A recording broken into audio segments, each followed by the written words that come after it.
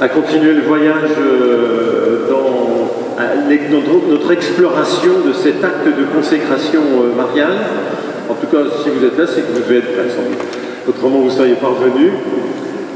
On est rendu, vous savez, on est rendu à je te livre et voilà, et consacre en toute soumission et amour. Voilà ce qu'on va voir ce soir.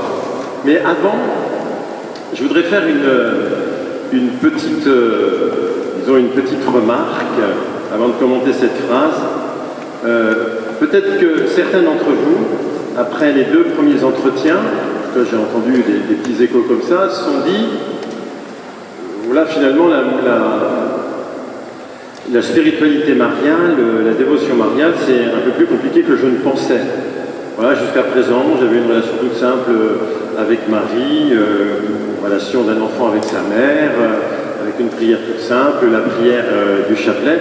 Et puis, plus j'approfondis cet acte de consécration mariale tel que nous le propose Saint Louis-Marie Guillon de Montfort, plus la Vierge Marie prend une dimension théologique beaucoup plus profonde. Et j'ai l'impression parfois de perdre un peu pied, j'ai l'impression d'être un peu dépassé par la grandeur de Marie et de sa mission. Alors, il y en a peut-être qui se disent cela. Si vous vous dites cela, je voudrais vous rassurer. Et je voudrais vous rassurer en vous disant 2 choses. La première, c'est que la spiritualité de Saint Louis-Marie Grignon de Montfort, puisque c'est celle-là qu'on approfondit d'une certaine manière, c'est une spiritualité parmi d'autres dans l'Église. On peut se sentir à l'aise avec cette spiritualité ou moins à l'aise. J'allais dire, c'est tout à fait légitime et normal. Vous voyez ? Ne culpabilisez pas si vous ne vous sentez pas très en phase avec cette spiritualité-là. On peut être un très bon chrétien si on ne fait pas cet acte de consécration mariale. Je lisais cela, je crois que c'est le Père Marie-Eugène de l'Enfant Jésus qui disait que Saint Jean de la Croix, si vous regardez l'ensemble de ses œuvres, il ne cite que 3 ou 4 fois la Vierge Marie. Ça ne veut pas dire qu'il n'a pas une intimité très grande avec la Vierge Marie, mais elle ne passe pas par cet acte de consécration mariale. La deuxième chose que je voudrais vous dire, c'est que, justement, puisque je parle de Saint Jean de la Croix, quand vous lisez les écrits, par exemple, de Saint Jean de la Croix, par exemple la montée du Carmel, vous vous dites, oula, c'est quand même un peu ardu. Là, on est sur les hauts sommets de montagne de la grande mystique. Est-ce qu'il n'y aurait pas des chemins un peu moins vertigineux pour ceux qui ont le vertige? Et justement, il y a 2 chemins qui sont moins vertigineux et qu'on connaît tous. C'est la petite voie de Sainte Thérèse et la petite voie de Saint Louis-Marie Grignon de Montfort. La petite voie de Sainte Thérèse, on la connaît tous. Je la dis quand même parce que c'est tellement beau. Et puis parce qu'en fait, c'est pour vous dire qu'il y a une profonde consonance entre cet acte de consécration à Marie et vous savez cet acte d'offrande que Sainte Thérèse a fait à l'amour miséricordieux. Il y a une très grande consonance entre ce que propose comme petite voie Sainte Thérèse de Lisieux et ce que propose comme petite voie Saint Louis-Marie Grignon de Montfort. Donc vous connaissez ce texte, mais je vous le relis. C'est Sainte Thérèse qui dit « Je veux chercher le moyen d'aller au ciel par une petite voie bien droite, bien courte, une petite voie toute nouvelle. Nous sommes dans un siècle d'invention, maintenant ce n'est plus la peine de gravir les marches d'un escalier. Chez les riches, un ascenseur le remplace avantageusement. Moi je voudrais aussi trouver un ascenseur pour m'élever jusqu'à Dieu, car je suis trop petite pour monter le rude escalier de la perfection. Alors j'ai recherché dans les livres saints l'indication de l'ascenseur, objet de mon désir, et j'ai lu ces mots sortis de la bouche de la sagesse éternelle. Si quelqu'un est tout petit, qu'il vienne à moi.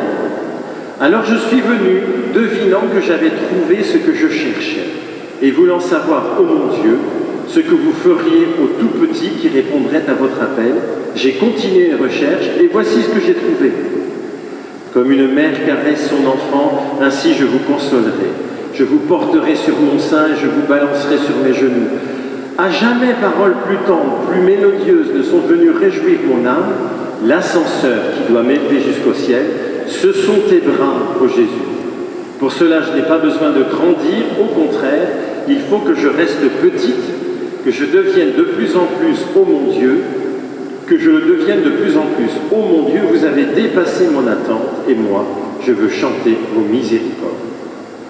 Voyez, si je le dis d'une autre manière, moi bien sûr, pour m'accorder au cœur de Dieu, il faut que je m'accorde au cœur de Jésus. Et le cœur de Jésus, c'est un cœur doux et un cœur d'enfant, un cœur de petit, et de tout petit du Père. C'est pourquoi, si je veux m'accorder au cœur de Jésus, eh bien, pas besoin de m'élever vers les hauteurs, la force de mes poignets, mais je reste petit, je reste humble. Eh bien, c'est exactement le même chemin que prend Saint Louis-Marie Grignon de Montfort avec son acte de consécration mariale. Sauf que les bras, l'ascenseur divin, ça va être la Vierge Marie. Alors on va regarder justement, un peu plus tard dans la soirée, comment les bras de la Vierge Marie et les bras du Seigneur, en fait c'est tout un. Et il n'y a pas d'opposition entre les deux, il n'y a pas de concurrence. Voilà. Mais je cite Saint Louis-Marie Grignon de Montfort, il dit « Tout revient donc à trouver un moyen facile d'obtenir de Dieu la grâce nécessaire pour devenir saint. » C'est celui que je vais vous apprendre. Vous voyez, un moyen facile d'obtenir de Dieu la grâce de devenir saint. Exactement comme tout à l'heure, Sainte Thérèse disait, je veux chercher le moyen d'aller au ciel par une petite voie bien courte.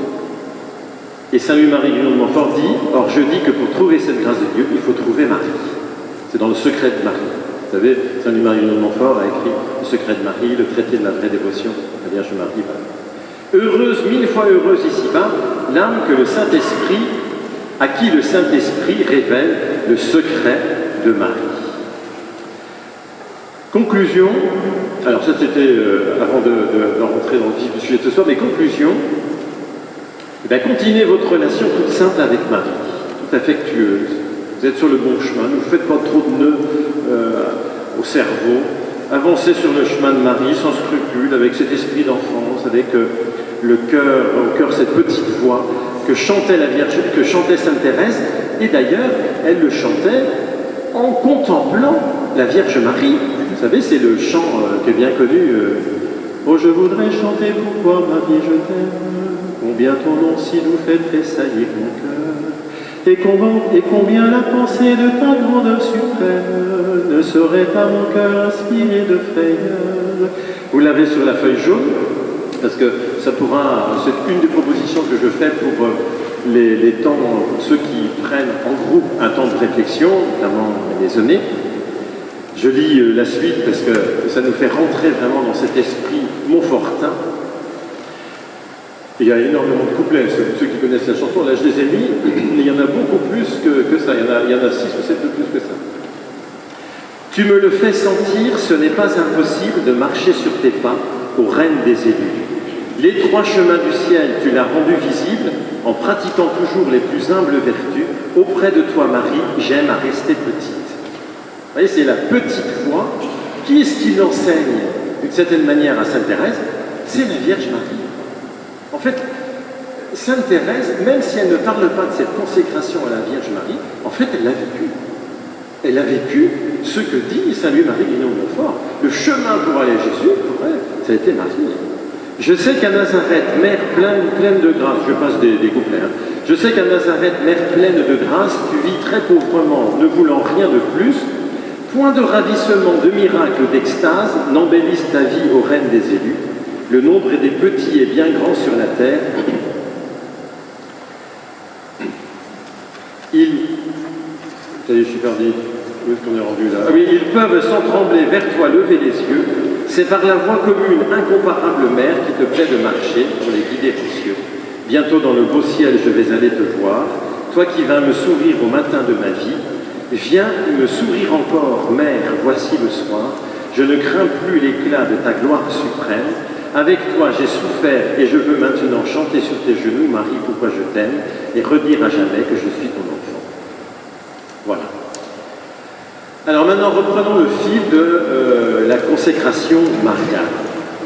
On a commencé le premier enseignement. Je te choisis aujourd'hui au mari, présente toute la cour céleste.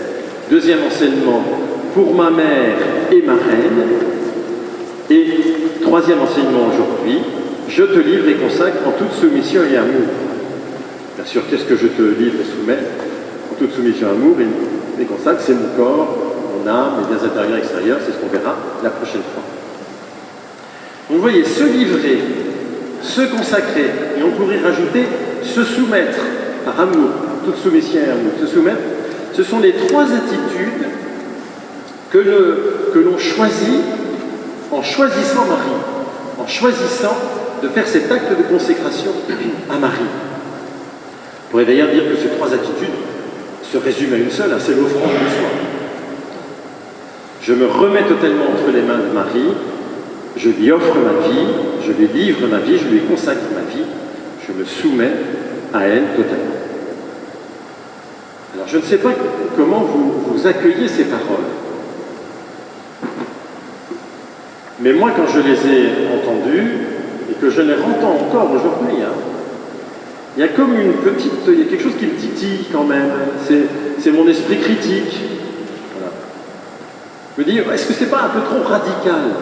Est-ce que ça ne va pas déséquilibrer ma vie spirituelle en la faisant basculer dans une dévotion mariale qui est un peu excessive? Vous voyez?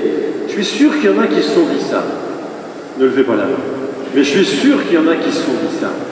Et qui se disent ça depuis le début. Est-ce que vraiment, ça n'a pas déséquilibré en faisant basculer ma vie dans les mains de Marie? Est-ce que vraiment je la fais basculer dans les mains de Jésus, quoi? Et pourtant c'est ça, parce que le but c'est de basculer dans les mains de Jésus. Eh bien c'était à cette objection-là que je voudrais répondre ce soir, et je vais procéder en 3 temps. Vous me connaissez déjà un peu, notamment pour la première fois. Ne soyez pas étonnés si la Vierge Marie vient au 3e temps. Parce qu'il faut aller doucement, voilà. Premier temps, il faut bien voir que ces 3 attitudes, se livrer, se consacrer, se soumettre, c'est 3 attitudes qui appartiennent en propre au cœur du Christ. C'est lui d'abord qui vit cela vis-à-vis de son Père et vis-à-vis de ses frères. Encore une fois, si nous faisons cet acte de consécration pour nous unir au cœur de Marie, c'est dans le but de nous unir au cœur de Jésus. Voilà.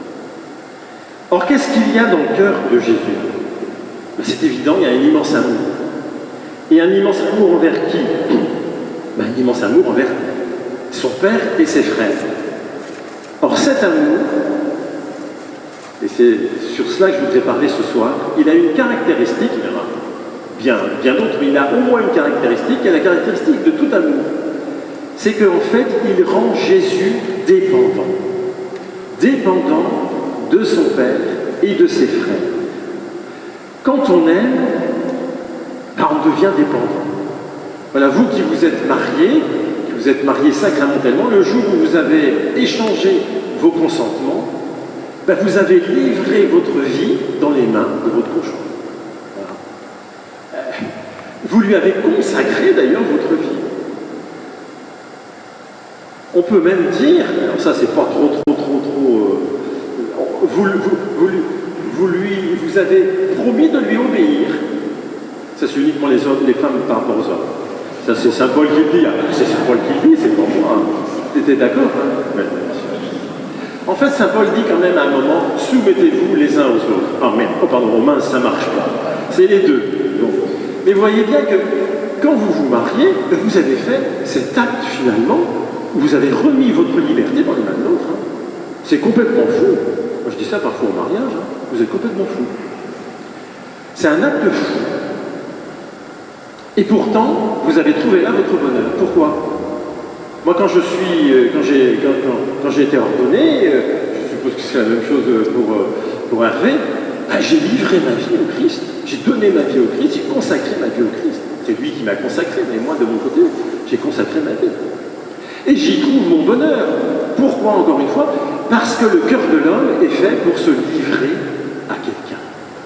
Tant qu'on n'a pas trouvé à qui donner sa vie, ben, on est malheureux. Et pourtant, en donnant sa vie, on se rend dépendant de celui à qui on donne la vie. Pareil pour vous qui êtes parents, repensez à ce moment où vous avez tenu ce petit bébé, votre premier bébé, la merveille des merveilles, qui vous a empêché de dormir pendant des nuits et des nuits, qui vous a empêché d'aller au cinéma alors que vous alliez au cinéma avant, etc. Il a été dépendant de vous. Mais en fait, c'est vous qui avez été dépendant de lui. Hein. Et pourtant, vous avez trouvé votre bonheur. Votre liberté, d'une certaine manière, a grandi en étant dépendant. Ben, vous voyez, quand on aime, on est forcément dépendant. Et donc faire un acte de consécration où on dit « je te livre, je te consacre, je te soumets », c'est pas nier notre liberté, c'est la faire grandir. Revenons à Jésus. Dans le cœur de Jésus, il y a donc cet amour immense et cet amour qui le rend dépendant de son Père et dépendant de ses frères. Jésus n'a jamais rien gardé de sa vie. Il n'a jamais rien réservé. Vous voyez, imaginez que le jour où vous êtes marié, vous dites à votre conjoint, je te donne les 3 quarts de ma vie. Mais le dernier quart, je les garde pour moi. C'est-à-dire, ça fait à peu près 3 mois dans l'année, je fais ce que je veux. Ça n'irait pas. On ne peut pas. On se donne totalement ou on ne peut pas se donner en partie. Bien sûr, on sait bien que cette consécration que nous avons faite nous-mêmes à notre mariage ou à notre ordination, je crois, en fait, on la reprend tous les jours, mais chaque matin, on la refait et on la redonne. Là, Jésus ne s'est jamais rien réservé pour lui. Il a tout donné. Il a tout livré de sa vie. Il a totalement consacré sa vie au Père et à ses frères. Et cela dès le début de sa vie terrestre, et peut-être ça va vous étonner, mais dès que le Fils éternel s'est incarné dans le sein de la Vierge Marie. C'est pas moi qui le dis, c'est l'Épître aux Hébreux. Je vous lis la lettre aux Hébreux, c'est Hébreux 10, versets 5 à 7. Aussi, en entrant dans le monde, le Christ dit, en entrant dans le monde, le jour d'annonciation, le Christ dit, tu n'as voulu ni sacrifice ni offrande, mais tu m'as formé un corps. Alors j'ai dit, me voici, je suis venu, mon Dieu, pour faire ta volonté. Et c'est grâce à cette volonté que nous sommes sanctifiés par l'offrande que Jésus a faite de son corps une fois pour toutes. Vous voyez, ce petit embryon qui est dans le sein de la Vierge Marie, il n'est qu'élan d'amour qui s'offre. Il est propulsé par l'Esprit Saint vers le Père et vers les autres. D'ailleurs, on le voit bien dans l'épisode de la visitation. Déjà tout petit, Jésus s'élance vers Jean-Baptiste et le fait danser dans le sein de sa mère Élisabeth. J'entendais hier un exégète, et sur Radio Notre-Dame, un exégète parler du passage de l'Évangile où l'on dit que l'Esprit Saint, c'est juste le passage où on trouve après le baptême du Christ, et on dit que l'Esprit Saint poussa Jésus au désert. C'est là qu'il est tenté. Et cet exégète faisait remarquer que le verbe employé voulait dire tirer, comme on tire une flèche. L'Esprit Saint tira Jésus au désert comme on tire une flèche. Et bien, voyez, dès le début de sa vie, l'Esprit Saint tire Jésus comme une flèche vers son Père et vers ses frères. Et Jésus se laisse faire. Il est toute obéissance à cet esprit d'amour qu'est l'Esprit du Père. Il se soumet à l'Esprit du Père, il se livre sans réticence aucune à l'Esprit du Père. Et toute sa vie se passera dans cette obéissance. Il le dira lui-même, ma nourriture, c'est de faire la volonté de celui qui m'a envoyé, c'est-à-dire le Père. Et cette obéissance, comme dit l'Épître aux Philippiens, va le conduire jusqu'à la croix. Il s'est fait obéissant et obéissant jusqu'à la croix. Ça, c'est le premier temps. Il faut contempler Jésus dans cet acte de consécration qu'il fait du Père. Le premier à se consacrer, c'est Jésus, au Père et aux frères. Deuxième temps de notre réflexion, Cette attitude intérieure d'obéissance au Père et d'offrande de soi qui habite constamment le cœur de Jésus, eh bien, je suis appelé à la faire mienne. Pourquoi? Tout simplement parce que je suis baptisé. Et qu'il y a un même sang, un même esprit qui coule dans le cœur de Christ et dans le cœur, dans mon cœur.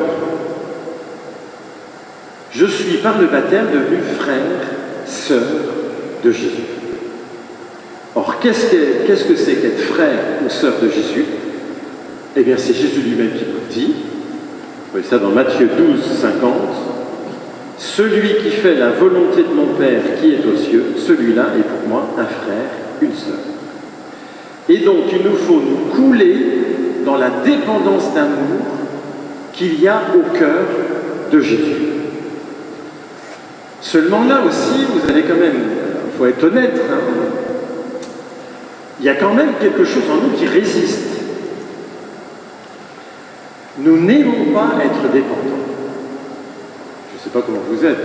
Moi, c'est vrai, c'est mon gros défaut. Je suis un indépendant. Exactement. En fait, c'est là que je veux. On ne sait pas aimer comme il faut. On ne sait pas aimer comme Jésus. C'est tout. Et notamment parce qu'en fait, il y a quelque chose qui résiste en nous et qui vient de loin, qui vient du péché originel, c'est la marque en nous du péché originel, c'est cette fameuse indépendance, quoi. Adam et Ève, c'est quoi leur péché? Ils ont voulu se passer de Dieu. Ils ont voulu atteindre le bonheur sans que Dieu leur donne, à la force de leur poignet, par eux-mêmes. C'est un péché d'indépendance. Et nous sommes marqués, alors ça va prendre différentes formes selon les caractères, mais nous sommes tous marqués par cela. Regardez, alors ça veut dire quoi? Dit d'une autre manière, ça veut dire qu'en fait, faire la volonté du Père, ou faire la volonté de mes frères aussi d'ailleurs, c'est pas évident. Voilà. Je résiste. Faites un petit exercice tout simple. Pensez à votre journée depuis ce matin, depuis le moment où vous avez soulevé vos paupières. Voilà. Jusqu'à maintenant. Et regardez tout ce que vous avez fait. Toutes les actes que vous avez posés, tous les événements qui sont passés, toutes les initiatives que vous avez prises, enfin tout ce que vous avez fait. Soyons honnêtes, il y a sûrement des saints parmi nous, je suis sûr. Mais quand même, pour la plupart d'entre nous, à part ces temps de prière que nous avons pu prendre, ces petits temps de prière ou ces grands temps de prière, en fait, ce que nous avons fait, nous l'avons fait seuls. Nous ne l'avons pas forcément fait avec le Seigneur. En fait, nous n'avons pas eu cette union des volontés. Je veux m'unir à ta volonté, Seigneur, dans ce que je fais. Je t'offre ce que je suis en train de faire. Ce petit recul qu'on prend avant de chaque événement pour dire, Seigneur, c'est avec toi. Alors nous n'avons sans doute pas fait du mal. Peut-être même que nous avons fait du bien. Mais nous n'avons pas fait avec le Seigneur. Ou tout au moins, le Seigneur, sans doute, était au fond de notre cœur et nous poussait à faire du bien, mais nous ne lui avons pas demandé d'être avec nous. Je ne sais pas si vous voyez ce que je veux dire. Vous voyez, je prends un exemple, je reprends l'exemple du mariage. Moi, je me souviens quand mon frangin, sa fiancée était partie aux États-Unis, lui, il était resté là. Ils prenaient par téléphone un temps de prière ensemble, chaque jour. Mais le reste du temps, ils pensaient tout le temps l'un à l'autre, et même quand ils ne pensaient pas l'un à l'autre, j'allais dire, au fond de tout ce qu'ils faisaient, il y avait la présence de l'autre. Je dis ça pour les premiers élans de fiançailles, mais j'espère que c'est toujours comme ça pour vous qui êtes mariés. Eh bien, qu'est-ce qu'il a rigolé? Eh bien, en fait, ce n'est pas comme ça avec le Seigneur, malheureusement. Ça veut donc dire que nous vivons en indépendant et que c'est difficile pour nous, bien, de vivre cette offrande constamment au Père. De laisser Dieu prendre les rênes de notre vie. Je vois nos amis de la vie qui sont là, ça me refait penser au week-end Timothée. Vous savez ce que c'est que le week-end Timothée? C'est un week-end d'évangélisation pour les enfants. Et c'est notamment animé par tous les âges, et notamment par des adolescents qui font des sketchs pour les petits. Et il y a un sketch qui est fait pendant le week-end Timothée qui est très parlant. On y voit les adolescents là, qui sont là, qui miment un cadre. Voilà, ils sont dans un cadre, ils sont assis dans un cadre. Et puis il y a le chauffeur là. Et puis le cadre va dans tous les sens. Le chauffeur est complètement nul. Il brinque-balle, il va à droite, à gauche, etc. Puis d'un coup, il y a un autostoppeur là, qui est là, habillé tout en blanc. Le week-end Timothée, quand on l'a fait, c'était Thomas, notre séminariste. C'est l'Esprit Saint. On lui dit d'entrer dans le cadre et il se met dans le fond. Et puis le chauffeur repart, tout aussi brinque-ballant, etc. Les passagers disent stop, stop, stop, stop, et ils disent à l'Esprit Saint, mets-toi sur le siège de devant là, tu vas guider un peu le chauffeur, ça va aller un peu mieux. Et de fait, ça va mieux. L'Esprit Saint guide, la conduite est plus douce, mais c'est pas encore vraiment ça. Hein. Si bien qu'à un moment, le chauffeur s'arrête et dit à l'Esprit Saint, prends ma place. Et bien là, vous avez ce que c'est. Vous avez ce que c'est vraiment l'offrande de sa vie à l'Esprit Saint, à Dieu. C'est-à-dire, prends les rênes de ma vie. Oula. Vous voyez cette réticence que nous avons, mais ça va empêcher ma liberté, je reviendrai tout à l'heure. Et donc, vous voyez, alors ça je parle d'obéissance et de dépendance vis-à-vis du Seigneur, mais on pourrait le dire vis-à-vis de nos frères. C'est exactement la même chose. Hein. Parfois on est fatigué d'aimer. Ah, ce que vous disiez, on ne s'est pas aimé comme Jésus. Jésus ne se fatigue jamais d'aimer nous, on est fatigué. Vous savez, je pense à ceux d'entre vous, peut-être, qui ont apporté des personnes lourdes à porter. Peut-être des personnes en dépression, des personnes malades de l'alcool, des personnes qui traversent une phase de leur vie ou qui nécessitent de beaucoup les écouter, etc. Ça peut vous arriver qu'un soir, vous entendiez votre téléphone, vous regardiez, vous dites, oh, celui, oh, j'ai envie d'être tranquille ce soir, il rappellera demain. Enfin, ça vous arrive jamais à vous, il n'y a qu'à moi que ça arrive.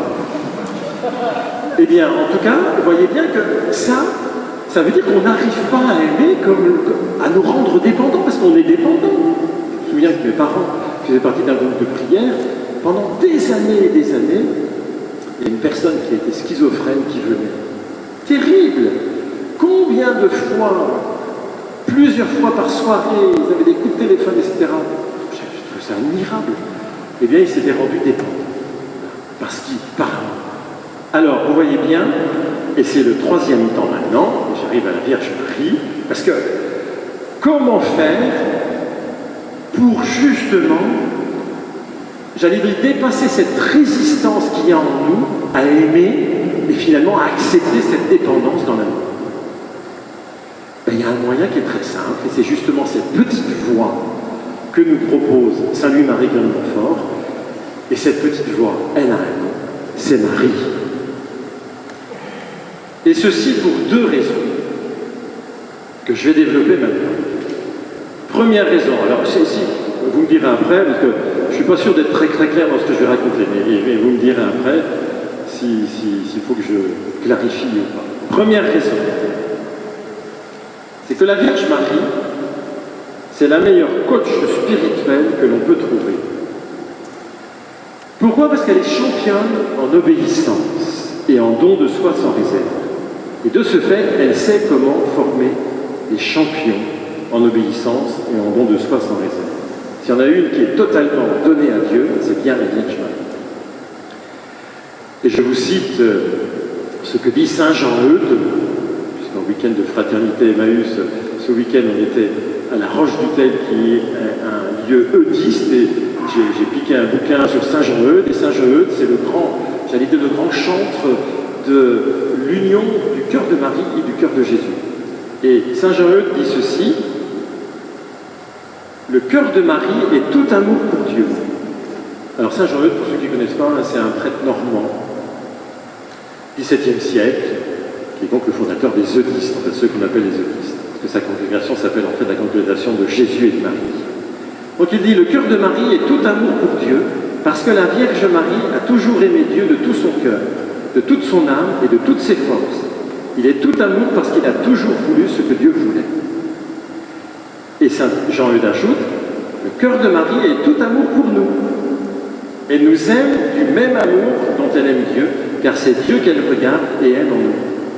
Elle nous aime du même amour dont elle aime son Fils, car elle sait qu'il est notre chef et que nous sommes ses membres. Voyez, il n'y a aucune réticence dans le cœur de Marie à se soumettre à l'esprit d'amour qui habite le cœur de Jésus et du Père. C'est le sens du dogme de l'Immaculée Conception. C'est-à-dire qu'en fait, elle n'a pas été touchée par ce péché originel qui s'exprime par cette volonté d'indépendance vis-à-vis de Dieu. Il n'y a aucun retour en elle, mais il n'y a aucun pli dans son âme, dans la Vierge Marie. Et donc, encore une fois, il n'y a pas meilleur coach spirituel que Marie pour nous exercer à cette obéissance d'amour et à ce don sans réserve de nous-mêmes. Parce que vous voyez, pour progresser dans la vie spirituelle, nous sommes obligés de faire des exercices et des entraînements. Comme dans le sport ou dans la musique, etc. Ce n'est pas naturel d'aimer, encore une fois vous avez raison, c'est pas naturel d'aimer et de donner sa vie par amour, il faut s'exercer à le faire dans les moindres petites choses. Et donc prier l'acte de consécration à Marie, c'est lui demander de nous entraîner à faire ces exercices, lui demander de nous mettre à son école. Alors, se mettre à son école, c'est lui obéir. Comme on obéit à une maîtresse d'école, on pourrait dire à une maîtresse spirituelle. Alors, pour me faire comprendre ce que je veux dire, je vais prendre un exemple avec un autre saint, avec une autre sainte. Imaginez que cette nuit, vous ayez la visite de Sainte Thérèse de Lisieux. Voilà. C'est vrai que ça peut arriver. Hein. J'ai connu une personne, une amie de ma grand-mère, qui avait été guérie miraculeusement et elle avait eu une apparition de Sainte Thérèse de l'Enfant Jésus. On sait que Sainte Thérèse de l'Enfant Jésus aime beaucoup se balader sur terre. Eh bien, Sainte Thérèse vient vous visiter cette nuit et elle vous propose ceci, elle vous propose de devenir votre grande amie, votre sœur dans la foi et surtout votre maîtresse spirituelle. Elle vous dit ceci, je vais tout enseigner de ma petite voix, mais il faut vraiment que tu joues le jeu, que tu n'en fasses pas qu'à ta tête, mais que tu suives mes conseils si tu veux progresser, et pour cela, il faut que tu m'obéisses. Est-ce que tu es prêt à m'obéir? Je ne sais pas quelle serait votre réponse. Moi, j'avoue que je pense que je dirais oui. D'abord parce que je serais un peu flatté qu'elle vienne me visiter, et puis ensuite parce que j'ai vraiment envie de progresser, et que je vois bien que je progresse quand même lentement. Donc je me dis, bah là, je vais progresser. Vous voyez pourquoi je vous dis ça? Parce que maintenant, faites la transposition avec la Vierge Marie. C'est quand même, j'allais dire, par rapport à Sainte Thérèse, c'est quand même assez extraordinaire. C'est la Vierge Marie elle-même qui nous le propose. Elle nous propose de devenir notre maîtresse spirituelle. C'est la Vierge Marie qui vient me dire, est-ce que tu veux que je t'enseigne l'obéissance à Dieu et le don de toi-même à tes frères? Tu le veux? Alors je vais le faire. Je vais t'apprendre l'obéissance en te la faisant pratiquer. Est-ce que tu es prêt à suivre mes conseils? Est-ce que tu es prêt à m'obéir? Et avec les mots de la consécration, nous répondons « Oui, je suis prêt, en toute soumission et amour. » Vous voyez, c'est la première raison. Première raison, c'est que si je veux dépasser cette réticence à offrir ma vie, il faut que je prenne, j'ai dit un coach, parce que c'est pour sacrifier aux anglicismes. J'ose pas dire entraîneuse parce que c'est un autre sens quand même. Hein. Mais vous voyez bien, il faut que je prenne quelqu'un qui me parraine, et la Vierge Marie, et la Maîtresse. Mais il y a une raison encore plus profonde, et c'est la deuxième raison. C'est que la Vierge Marie a reçu pour mission, ça ne vous a pas échappé, d'être la mère de Jésus. C'est-à-dire de lui façonner une humanité, de lui tisser un corps, de faire grandir son âme et son esprit en l'éduquant. Vous voyez, on n'y pense pas assez, ça. Mais le Fils éternel de Dieu, en s'incarnant dans le sein de la Vierge Marie, s'est rendu dépendant d'elle. C'est ce que dit Saint Louis-Marie-Grillon de Montfort dans le secret, je crois que c'est dans le traité de la vraie dévotion. Il dit ceci: cette dépendance paraît particulièrement dans ce mystère où Jésus-Christ est captif et esclave. Où ça d'après vous? Dans le sein de la Vierge Marie, et où il dépend d'elle pour toute chose. C'est-à-dire qu'il y a une dépendance totale du Fils éternel de Dieu. C'est quand même incroyable. Dans quelle autre religion il y a enfin, je veux dire, c'est impensable. Personne n'aurait pu inventer un truc pareil. Que le Fils éternel de Dieu se rende dépendant, comme un petit embryon, d'une maman. Le Fils de Dieu a voulu passer par toutes les étapes de la croissance d'un petit enfant, depuis l'embryon jusqu'au départ dans la vie adulte. Et donc tout Fils éternel qu'il est, dans son humanité, il a eu besoin d'une maman pour l'aider à grandir dans sa relation humaine au Père et à ses frères. Pour incarner son offrande au Père et à ses frères. Et là, je repense tout spécialement à un épisode de l'Évangile. Je ne sais pas si vous voyez auquel je veux faire allusion. Finalement, Marie qui offre Jésus dans son humanité à son Père. C'est où? La présentation au temple. La présentation au temple. Avec Joseph, bien sûr. Là, ce serait intéressant, mais peut-être qu'on aura le temps d'en parler dans la dernière rencontre. On parle toujours de Marie, oui, mais il y a Joseph qui est là. Et avec Joseph, c'est par les mains de la Vierge Marie que Jésus, dans son humanité, est consacré au Père. L'Évangile de Luc nous dit: les parents de Jésus l'amenèrent à Jérusalem pour le présenter au Seigneur, selon qu'il est écrit dans la loi: tout premier-né de sexe masculin sera consacré au Seigneur. C'est par les mains de la Vierge Marie que Jésus est consacré au Père.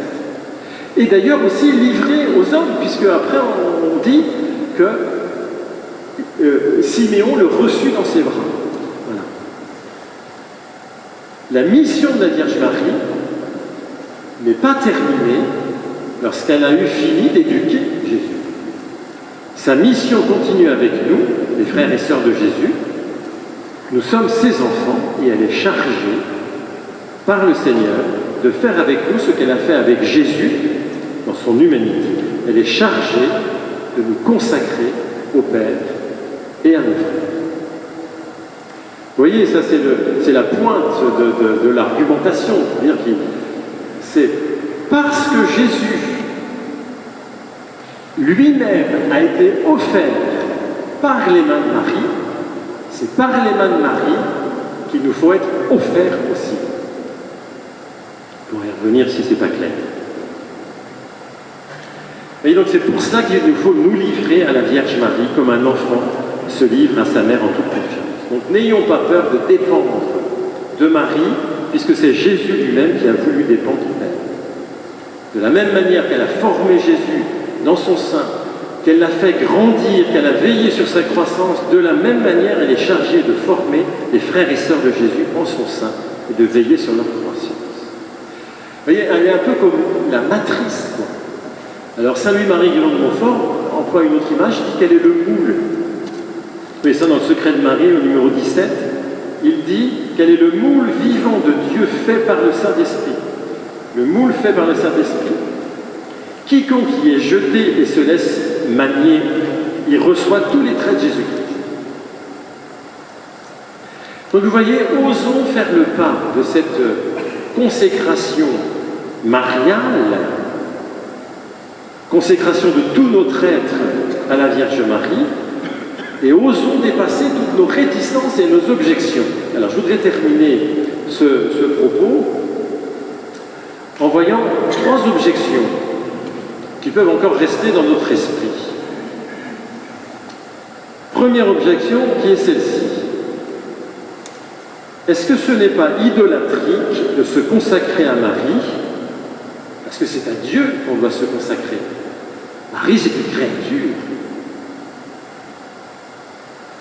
Alors effectivement, c'est une bonne objection. Mais remarquez que le titre exact de l'acte de consécration, que donne Saint Louis-Marie Grignon de Montfort, c'est celui-ci. Consécration de soi-même à Jésus-Christ, la sagesse incarnée, par les mains de Marie. Donc on se consacre bien au Seigneur, par les mains de Marie. Vous voyez? Alors, lorsqu'on dit que l'on se consacre à Marie, c'est un peu un raccourci. Ceci dit, je crois qu'il est légitime de faire ce raccourci, parce que se consacrer au cœur de Marie, encore une fois, c'est le chemin le plus court pour se consacrer au cœur de Jésus. Je reprends ce que disait Saint Jean-Eudes. Alors je crois que si je l'ai marqué là, je le dis. Vous voyez, on ne fait pas du tort à Jésus, on ne laisse rien du tout quand on se donne à Marie. Parce qu'en fait, dans le cœur de Marie, qu'est-ce qu'on trouve? Jésus. En fait, encore une fois, on pourrait dire se consacrer à Marie, c'est le moyen, et le but, la fin, c'est se consacrer à Jésus. Mais où est-ce qu'on trouve Jésus? Dans le cœur de Marie. Alors, c'est ce que dit Saint Jean-Eudes. Vous qui avez soif, venez boire à cette source, hâtez-vous. Pourquoi différez-vous d'un seul moment? Vous craignez de faire du tort à votre Sauveur si vous vous adressez au cœur de sa mère? Mais ne savez-vous pas que Marie n'est rien, n'a rien, ne peut rien que de Jésus, par Jésus et en Jésus? Que c'est Jésus qui est tout, peut tout et fait tout en elle. Ne savez-vous pas que non seulement Jésus est résident et demeurant continuellement dans le cœur de Marie, mais qu'il est lui-même le cœur de son cœur, et qu'ainsi venir au cœur de Marie, c'est venir à Jésus. C'est beau ça, hein? C'est très beau. Alors vous voyez bien sûr, si Marie était entachée par le péché comme nous, se consacrer à elle, ce serait problématique. Mais c'est parce qu'elle est toute diaphane et toute transparente qu'on peut se consacrer à elle. D'ailleurs, Saint Jean-Eudes emploie une image qui vaut ce qu'elle vaut, mais il dit le cœur de Marie, c'est comme un cœur en cristal. Il rayonne, et parce qu'au cœur du cœur, il y a le soleil de Jésus. Deuxième objection, se mettre dans un état de soumission à la Vierge Marie, est-ce que ce n'est pas abdiquer ma liberté qui est un don de Dieu? Alors ça, j'en ai déjà un peu parlé, puisque c'était quand même l'objet de dépasser cette réticence à la dépendance. Eh bien non, ce n'est pas abdiquer notre liberté. Pourquoi? Parce que la manière dont la Vierge Marie va nous commander, c'est tout en douceur, tout en délicatesse. Marie, il n'y a pas plus chaste qu'elle. Vous savez ce que c'est que la chasteté? La chasteté, c'est pas d'abord la continence sexuelle. La chasteté, c'est cette attitude du cœur, cette attitude intérieure qui fait qu'on garde au fond de son cœur un espace vierge pour accueillir l'autre sans mettre la main sur l'autre. Voilà, je ne m'accapare pas l'autre. Pour revenir d'ailleurs au mariage, j'aime beaucoup la formule de l'échange du mariage, c'est « je te reçois et je me donne à toi ». Ce n'est plus « je te prends », même si c'est de langage amoureux, « je ne te prends pas, je te reçois ». Voilà. Eh bien Marie, c'est la femme chaste par excellence, qui jamais ne mettra la main sur notre liberté. Vous voyez, en fait, sa manière de nous diriger, c'est plus par imprégnation que par contrainte. Vous savez, vous avez des personnes comme ça, quand vous passez du temps avec elles, vous en ressentez meilleur. Parce qu'elles sont contagieuses de bonté. Vous voyez, j'ai passé plusieurs retraites avec Jean Vanier. Jean Vanier, c'était un type comme ça. Vous passez du temps avec lui, on en ressentait meilleur. Mais la Vierge Marie, c'est comme cela, mais à la puissance 1000, quoi. Vous passez du temps avec elle, elle déteint sur vous. Elle rayonne sur vous. Elle nous fait partager sa douceur, son humilité, son obéissance, sa compassion, etc. Pour répondre à ces objections, on peut aussi prendre une autre image. Je prenais tout à l'heure l'image du coach spirituel, mais on pourrait aussi prendre celle du chirurgien. Vous voyez, quand vous qui avez été opéré, quand vous étiez sur la table d'opération, ben, vous êtes remis totalement entre les mains du chirurgien. Vous lui avez livré votre corps. Et d'une certaine manière, vous avez abdiqué votre liberté dans les mains du chirurgien. Vous avez accepté de ne plus maîtriser, de ne rien maîtriser du tout, c'est lui qui faisait. Mais vous l'avez fait parce que vous saviez que c'était pour améliorer votre santé ou retrouver la santé. Bien, vous voyez, la Vierge Marie, c'est la même chose. La Vierge Marie, on se met entre ses mains parce qu'on sait que ses mains sont d'une telle délicatesse qu'elle va nous permettre de retrouver une santé spirituelle. Troisième objection, et je terminerai là. Cette objection, on pourrait le dire comme ça, je voudrais bien faire cet acte de consécration à Marie, mais il faut quand même que je sois honnête avec la Sainte Vierge et le Seigneur. Je n'arriverai jamais à lui livrer toute ma vie. Je veux bien dire, je te laisse un entier et plein droit de disposer de moi, mais je sais très bien comment je suis. À la première occasion, je trahirai cette promesse. Est-ce que c'est bien honnête de la faire? Mais écoutez, pour répondre à cette objection, je peux vous donner mon propre témoignage. La première fois que j'ai entendu parler de la consécration à la Vierge Marie, c'était à la fin d'une retraite au foyer de charité de Tressin, en 1977. On nous a proposé, la première Borg à l'époque, on nous a proposé de faire cet acte de consécration, et je l'ai fait avec beaucoup de joie. Je me souviens d'ailleurs que le prédicateur nous disait, attention, vous n'êtes pas obligé de vous consacrer à la Vierge Marie, hein, pas obligé. C'est un choix qui est laissé à la liberté de chacun. Mais si vous le faites, si vous vous engagez, sachez aussi que Marie prendra votre engagement au sérieux et qu'elle s'engagera, elle aussi. Et donc j'ai commencé à dire chaque jour cette prière de consécration. Et puis un beau jour, il a bien fallu que je me rende à l'évidence et m'avouer que ce que je disais chaque matin, je ne le vivais pas dans la journée. Et alors, par honnêteté, au cours d'une autre retraite, j'ai composé mon propre acte de consécration, avec des paroles qui sans doute étaient moins radicales pour moi. Ça a commencé comme ça, Vierge Marie, je désire aujourd'hui rejoindre la communauté des frères et des sœurs qui, avec toi, comme toi, sous ton autorité, se consacrent au Seigneur. Et je ne disais pas que je me consacrais et que je lui livrais ma vie, mais que je rejoignais ceux qui se consacraient comme elle, avec elle, sous son autorité. Vous voyez, les paroles étaient moins radicales. Voilà. J'ai donc dit cette prière un peu moins radicale pendant des années, parce que je ne pouvais pas dire en vérité « je te livre et consacre en toute soumission et amour ». Ça a été mon chemin.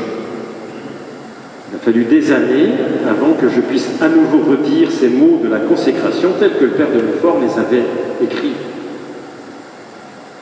Le Seigneur a accepté que je passe par ce chemin. Le Seigneur marche à notre rythme, même si notre rythme est lent. Et donc, qu'est-ce qui fait que maintenant, je peux à nouveau dire à la Vierge Marie chaque matin, je te livre et consacre en toute soumission et amour mon corps, mon âme. Alors que je trahis toujours autant cet acte de consécration dans la journée. Hein. Enfin, peut-être un petit peu moins. J'espère que je grandis quand même en sainteté.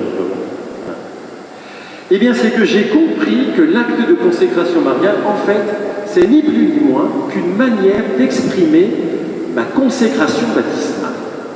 D'ailleurs, Saint Louis-Marie Grignon-Montfort le dit. C'est en fait pour vivre la consécration baptismale.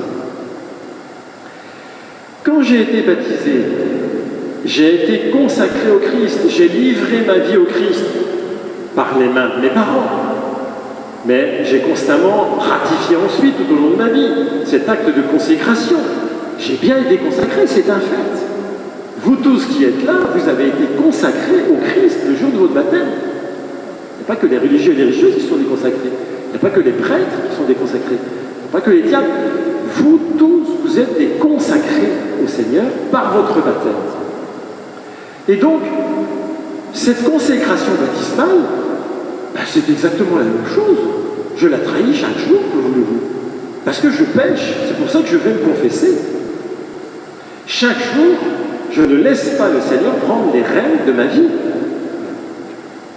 Mais vous voyez, ça ne m'empêche pas que je sois vraiment consacré. Je suis infidèle à cette consécration mais je reste quand même consacré. Cette consécration, c'est une marque indélébile dans mon cœur. Et bien la consécration mariale, c'est une manière d'exprimer ma consécration baptismale au Christ. Je veux vraiment vivre de ma consécration baptismale, Seigneur. Je veux t'appartenir, je veux être livré à toi, offert à toi tout entier. Non pas par les mains de mes parents comme le jour de mon baptême, mais par les mains de la Vierge Marie. Bien sûr, je sais que je suis et je serai régulièrement infidèle à ma consécration. Mais Seigneur, en disant cette prière chaque matin, je veux te redire la joie que j'ai de me remettre entre tes mains, par les mains de Marie. Amen. Je pensais que le fond de la difficulté, eh bien, c'est le péché originel, alors. Parce que il ne semble pas qu'on veut vivre bien, quoi, mais on n'y arrive pas, en fin de compte. Et alors, est-ce que c'est dû à ce péché originel? Oh mon Dieu. Moi je dirais oui. Je dirais que c'est vrai qu'on garde mais je veux dire, le péché originel, c'est notre état de nature sans la grâce. Sans la grâce. Mais on a justement le baptême. Et donc on est plongé constamment dans le baptême.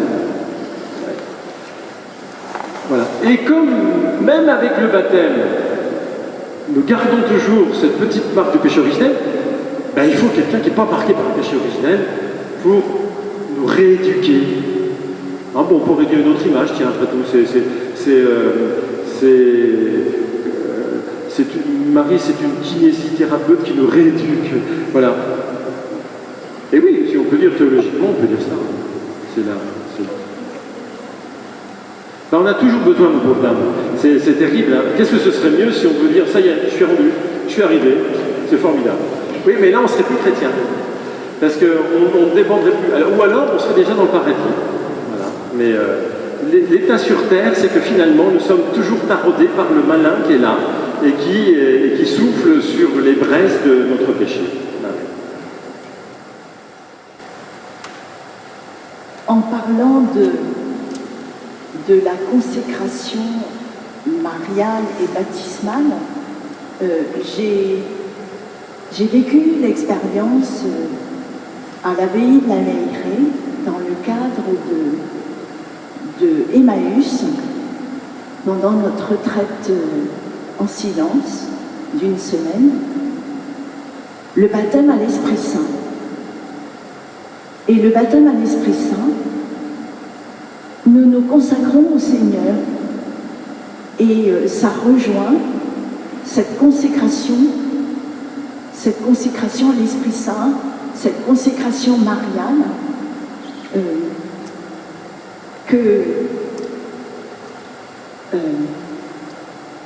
avec tout ce parcours d'enseignement que nous recevons, eh bien c'est un chemin renouvelé. Comme tu dis, nous avons à cheminer, à grandir. Le baptême à l'Esprit Saint, ça m'a fait grandir et j'ai encore à grandir avec ce cheminement marial. Moi, c'est ma réflexion qui m'a beaucoup touchée, qui touche toujours depuis le pèlerinage en Pologne.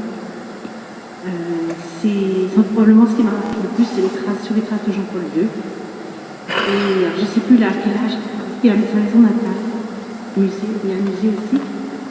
Je ne sais plus à quel âge exactement il a perdu sa maman. Je ne sais plus à quel âge il a perdu sa maman, Jean-Paul II. 10 ans. Il avait quel âge? À peu près. 11 ans ou quelque chose comme ça, 11 ans. À peu près, quand il était assez jeune, il s'en est remis à Marie. Et depuis ce temps-là, il a toujours eu la dévotion mariale. Et ça me marque toujours. Toute ma vie, je pense. Il y a des événements comme ça, je peux vous dire, cette confidence comme ça, le Seigneur se sert de tout. Moi j'ai été pensionnaire à partir, j'avais 10 ans et demi, quoi. Et en fait, j'avais un cafard monstre. J'étais au petit séminaire, alors j'habitais à Orvaux, et le petit séminaire, pour ceux qui le connaissent, c'était au Naudière, donc à Rezé. C'était quand même pas loin, hein. Puis on revenait toutes les semaines, alors que à une autre génération, ils revenaient tous les 3 mois ou des choses comme ça. Mais enfin, j'avais un cafard fou. Et en fait, parce que j'avais un cafard et que ma mère me manquait, en fait, j'ai pris l'habitude, tous les soirs, d'aller voir la Vierge Marie. Et en fait, le Seigneur s'est servi de ce cafard pour finalement que s'instaure entre la Vierge Marie et moi une relation habituelle, quoi. Si j'avais pas eu le cafard, peut-être que j'aurais jamais été là à me confier à la Vierge Marie. Et puis, le Seigneur se sert de tout. Et vous voyez que là, dans ce cas-là, j'ai reçu la Vierge Marie. Et vous parliez de Jean-Paul II, je crois qu'on le disait la première fois, mais Jean-Paul II, ce qui l'avait beaucoup marqué dans la spiritualité, quand il a lu le traité de la vraie dévotion à la Vierge Marie, ou le secret de Marie, je ne sais plus ce qu'il était, en fait, il savait très bien que la Vierge Marie conduisait à Jésus. En fait, il a découvert avec Saint-Louis-Marie de Montfort que Jésus nous conduisait à Marie. Et qu'en fait, pourquoi est-ce qu'il faut passer par Marie? Parce que c'est Jésus qui le désire. C'est Jésus. Voilà. Et donc, c'est faire la volonté du Seigneur. Après tout, retenez rien d'autre. Allez dormir et retenez que ça. Finalement, passer par les mains de Jésus, c'est parce que le Seigneur le veut. Voilà, c'est tout. C'est aussi simple que ça. En fait, c'est simple la foi chrétienne. Et c'est pas la peine de parler 1 heure pour dire une chose aussi simple que ça. Allez, dernière question. Dieu, viens à mon aide. Gloire au Père et au Fils et au Saint-Esprit. Pour les siècles des siècles. Amen. Alléluia. En toi, Seigneur, nos vies reposent et pleine force dans la nuit. Tu nous prépares et tu nous gardes dans l'esprit. Déjà levé sur notre terre, le jour révèle les cités. Amis les hommes, vois la paix et donne la joie d'aimer. Vainqueur du mal et des ténèbres, ô Fils de Dieu ressuscité, délivre-nous de l'adversaire et conduis-nous vers la paix.